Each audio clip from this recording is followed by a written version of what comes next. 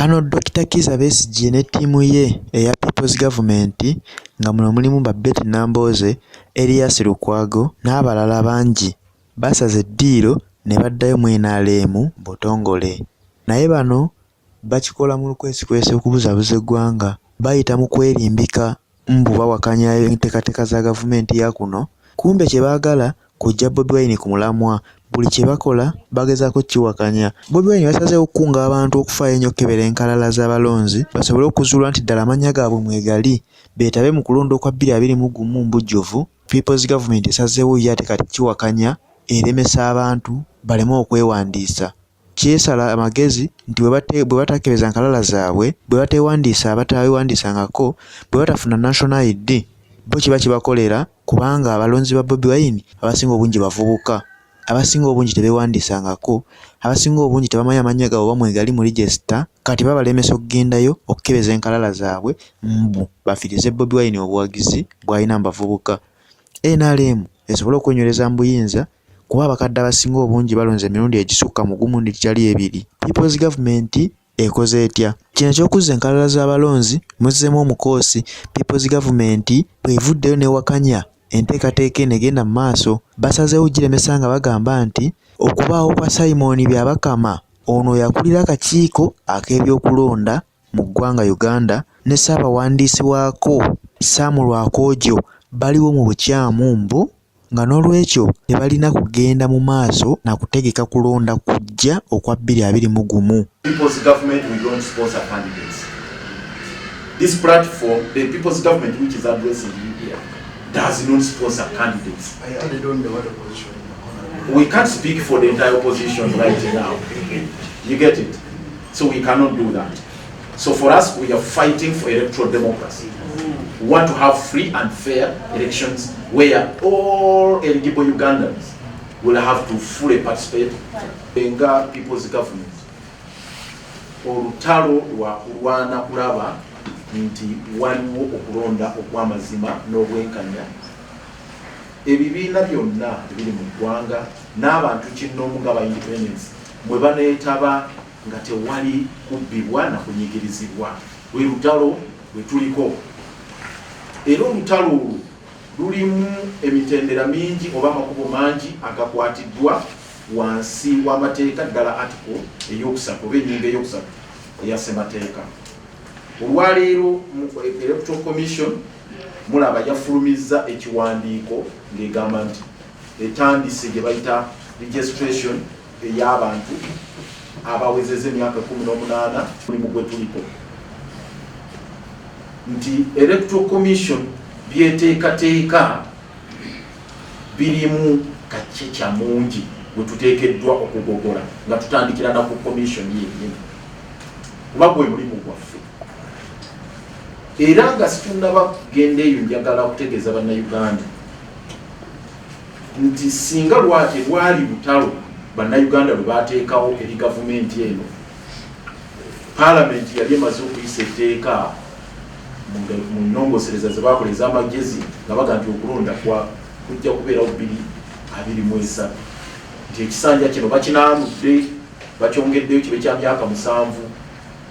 Lwali lutalo lwa bannayuganda, ffenna nga tukwatidde wamu mu kampeni eyatwegikwatako okulaba ng'okulonda okwo kukomezebwawo kubeere kwa 2021. Bo ensonga gye bateekawo eyo basobole okulemesa abantu babajje ku mulamwa. Gye buvuddeko akakiiko k'ebyokulonda mu ggwanga Uganda kulemera omulamuzi Simon Byabakama kaatongoza okuzza obujja enkalala z'abalonzi ssaako n'abo abagenda okulonda omulundi gwabwe ogusookedde ddala. Olwaleero gavumenti y'abantu giyite People's Government eddukidde mu kkooti enkulu okuwawaabira Simon Byabakama akulira akakiiko kano ne ssaabawandiisi waako Sam Lwakoojo nga bagamba nti bano baliwo mu bukyamu, tebakkirizibwa kuteekateeka kulonda.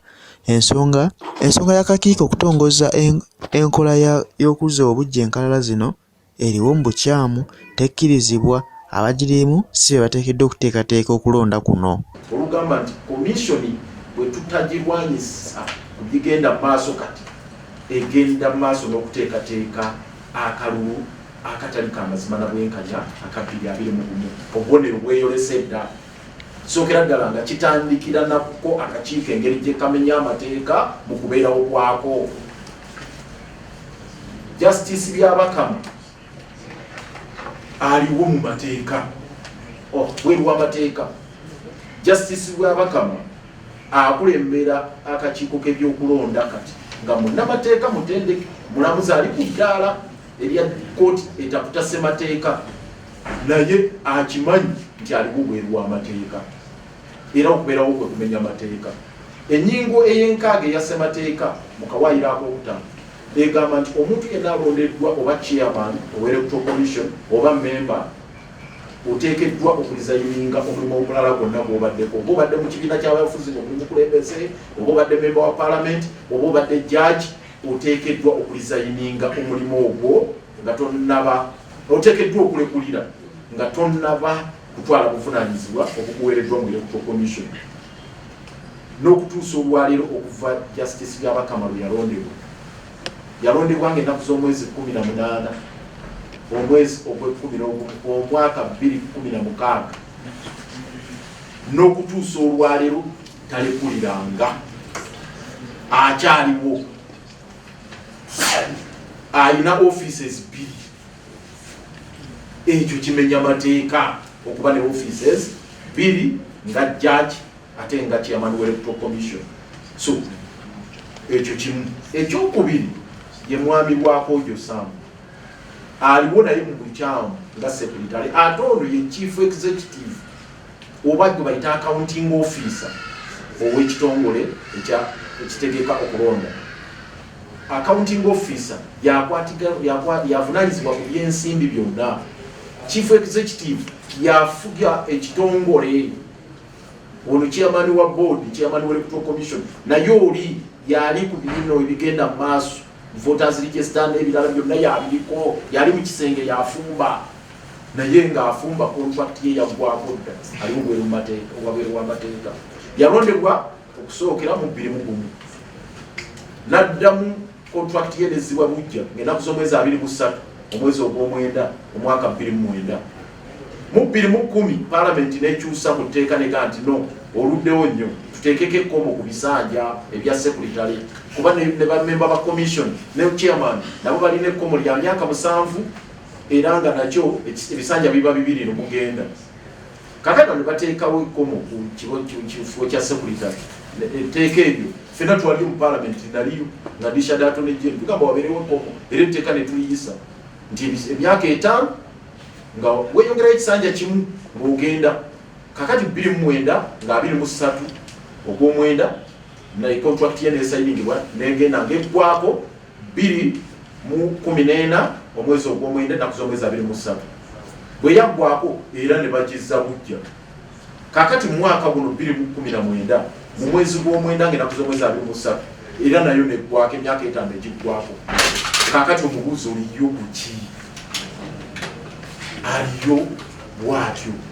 Eyo enkola mugirabye wano bayingana mu police contract yaggwako n'alemerayo mu KCC executive director contract ng'eweddeko ne bamulemezaako gagyali n'ebirala. Kakati bano beekwasa obusongasonga nga bagamba nti akakiiko tekalina kussaawo kkomo ku kukebera nkalala kye baagala mbu kugendere ddala mu maaso paka omwaka ogwa 2021 ng'okulonda kutuuse.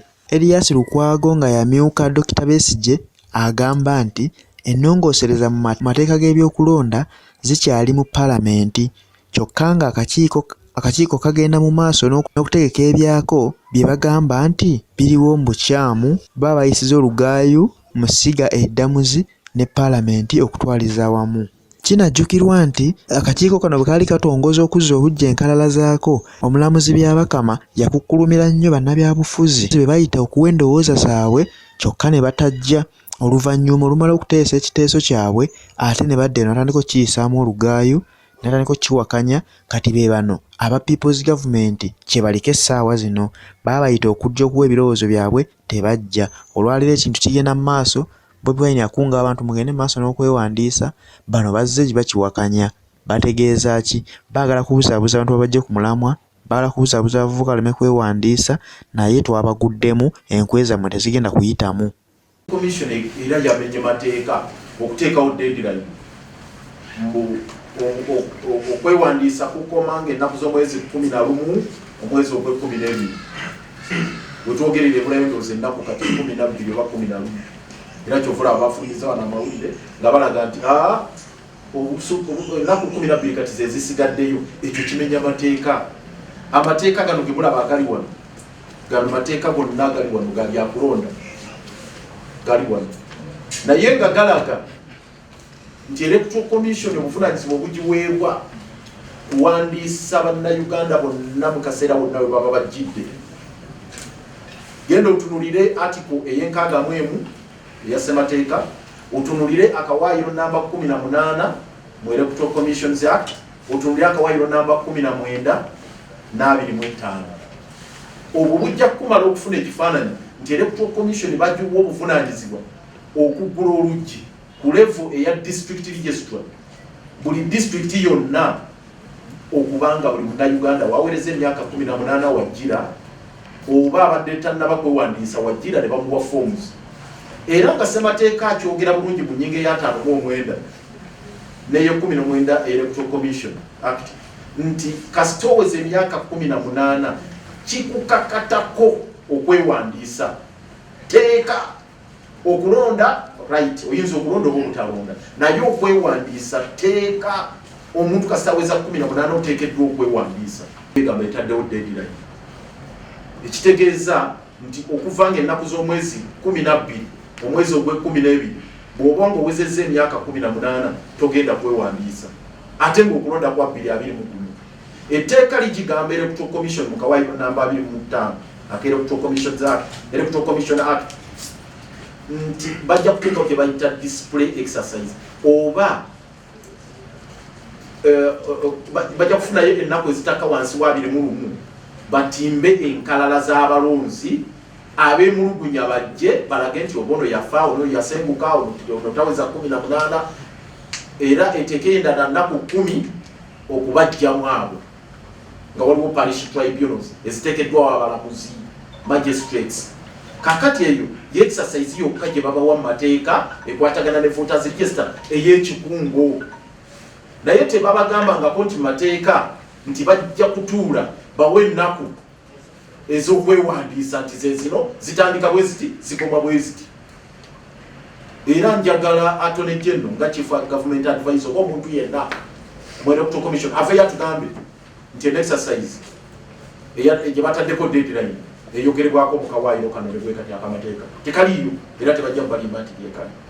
Kaka tugamba obuwumbi 32 bwe batadde ku exercise eyo bumenya amateeka nabwo. Ekyo malya nsimbi, kubanga omulimu gw'okuwandiisa bannayuganda gwakubeerawo. Etteeka libateekako obuvunaanyizibwa okubanga bagenda nabwo ebbanga lyonna lubeerera. Era gy'emirimu egy'abo abali mu office nga registrar, abasupervisor, baani, gy'emirimu gye bateekeddwa okukola buli lunaku. Tojja kugamba nti ate obateereddewo exercise engazi ey'ekikungo then muteekeyo n'obuwumbi 32. Ezo baziteereddeyo bweru w'amateeka.